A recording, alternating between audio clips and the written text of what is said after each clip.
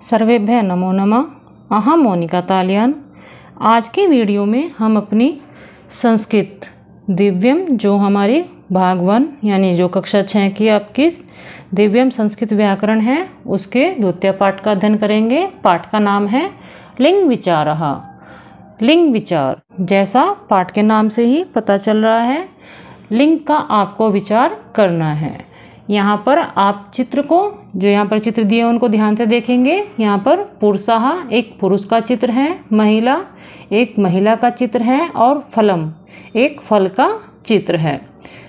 आप चित्र से भी विचार लगा सकते हैं कि यहाँ पर जो इन्होंने चित्र दिए हैं उसमें स्त्रीलिंग, पुल्लिंग और एक फल जो ना पुल्लिंग है ना स्त्रीलिंग है, यानी वह नपुंसकलिंग है।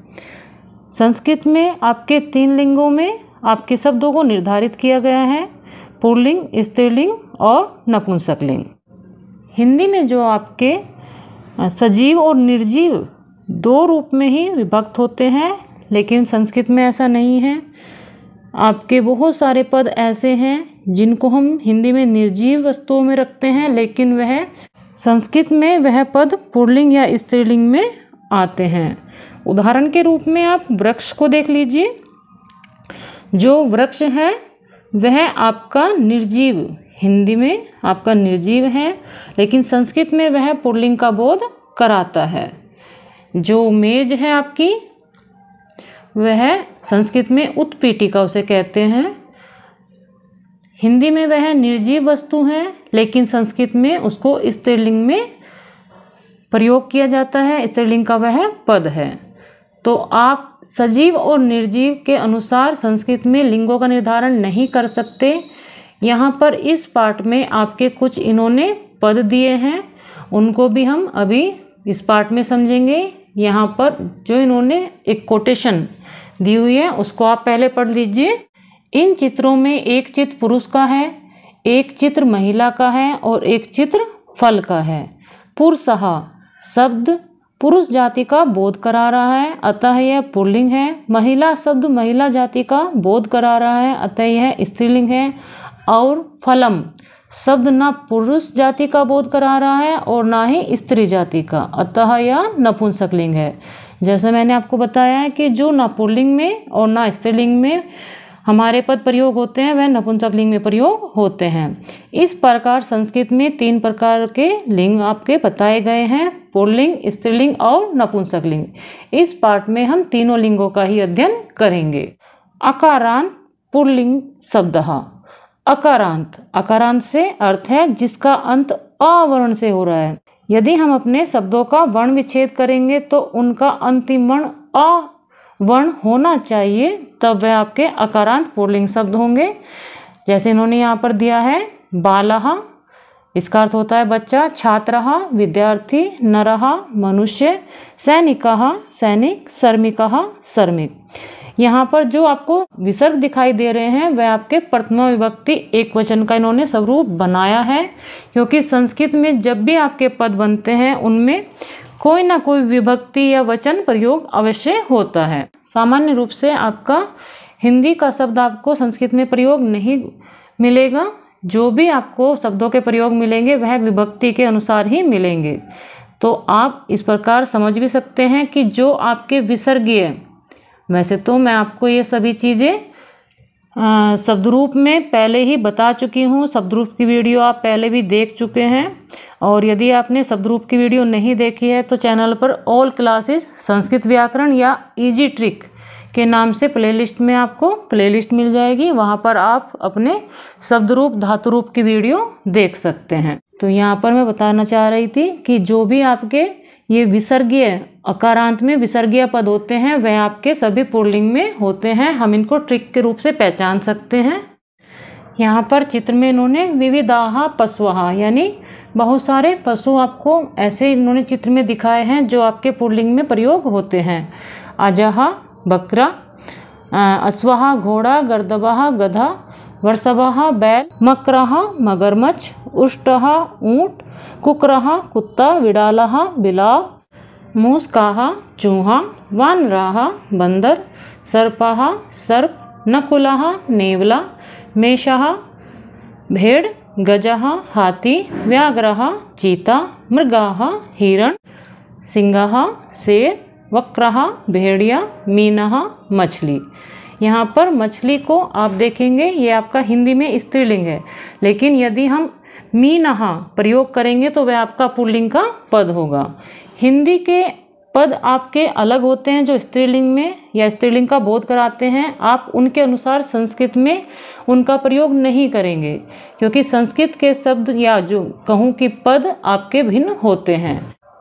यदि हम यहाँ पर मछली से स्त्रीलिंग का भाव लेंगे और मीनः पद को स्त्रीलिंग में करेंगे तो वह गलत हो जाएगा। तो आपको इन छोटी छोटी बातों का ध्यान रखना है।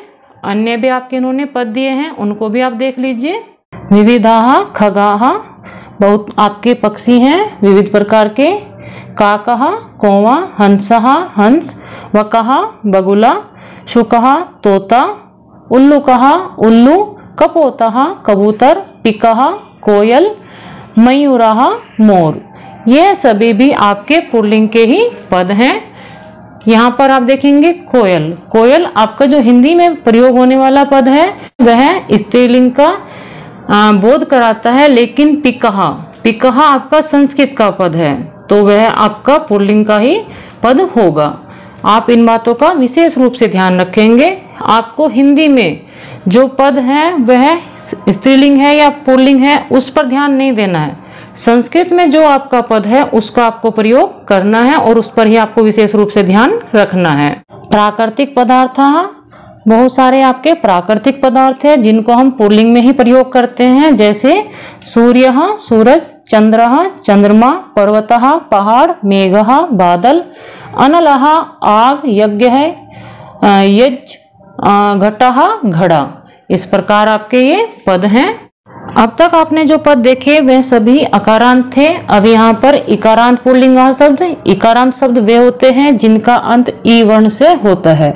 आप अपने शब्दों का वर्ण विच्छेद करिए और अंत में जब ई वर्ण आए, ई यहाँ पर छोटा ई, और मात्रा आप देख सकते हैं कि छोटे ई की मात्रा पहले आपके वर्ण पर लगी हुई दिखाई देती है। आपको चिन्ह पहचानने होते हैं।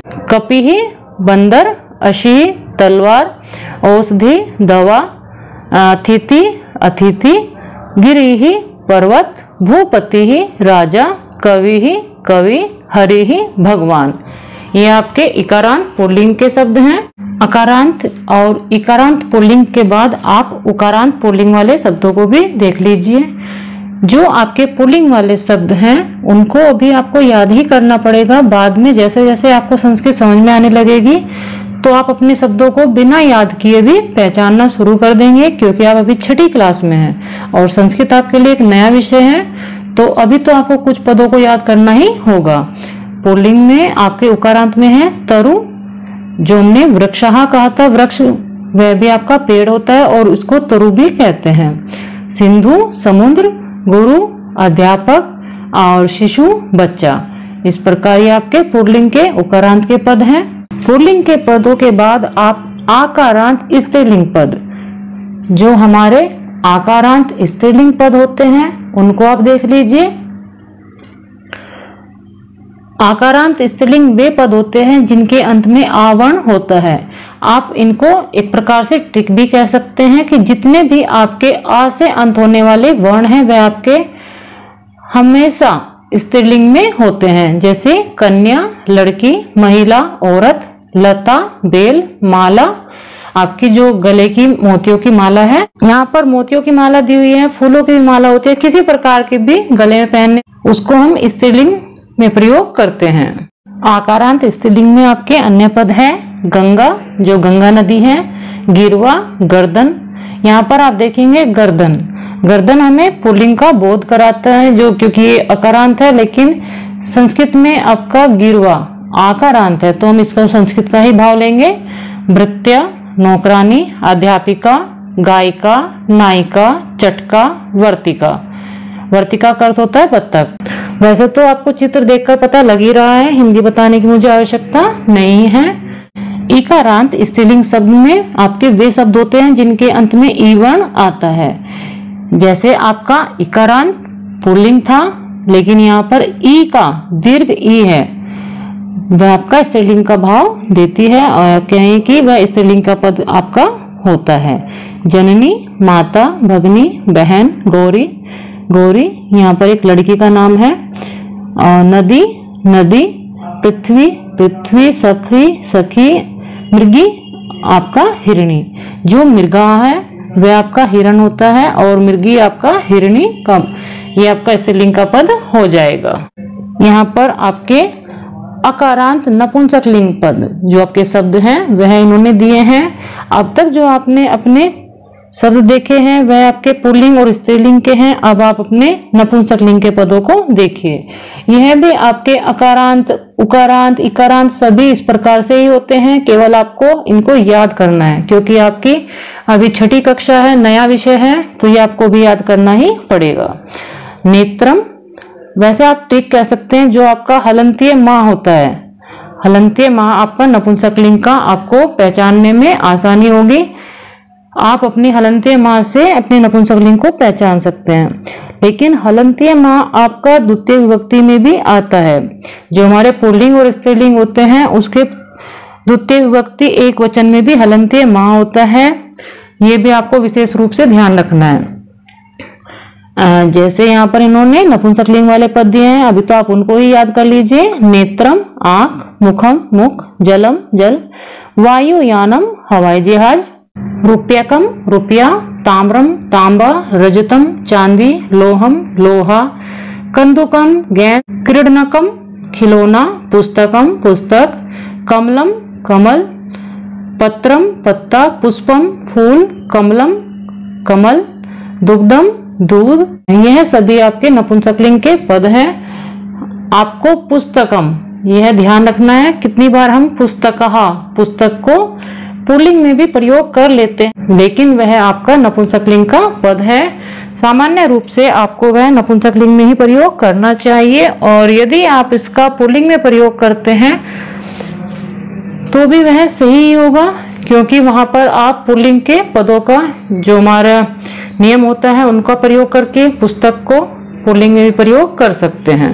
फलम फल, साकम सब्जी, अन्नम अनाज या अन्न, आम्रम आम, नारिकेलम नारियल, चक्रम पहिया, जम्बू फलम जामुन, अमृत फलम अमरूद, उपवनम बगीचा, दूरदर्शनम टेलीविजन और समाचार पत्रम अखबार। ये आपके नपुंसक लिंग के पद इन्होंने दिए हैं। आप इनको याद कर लीजिए। कितनी बार हमें नपुंसक लिंग, पुल्लिंग और आपके स्त्रीलिंग का ज्ञान नहीं प्राप्त होता, तो अभी तो आप इनको देखकर याद ही कर लीजिए। यहाँ पर इन्होंने अकारांत शब्दों का लिंग परिवर्तन, पुल्लिंग अकारांतः, स्त्रीलिंग आकारांतः। यहाँ पर इन्होंने कुछ आपको ऐसे शब्द या कहूँ पद दिखाए हुए हैं जिनका आप स्त्रीलिंग और पुल्लिंग में बहुत आसानी से परिवर्तन कर सकते हैं। केवल एक मात्रा का ही अंतर है।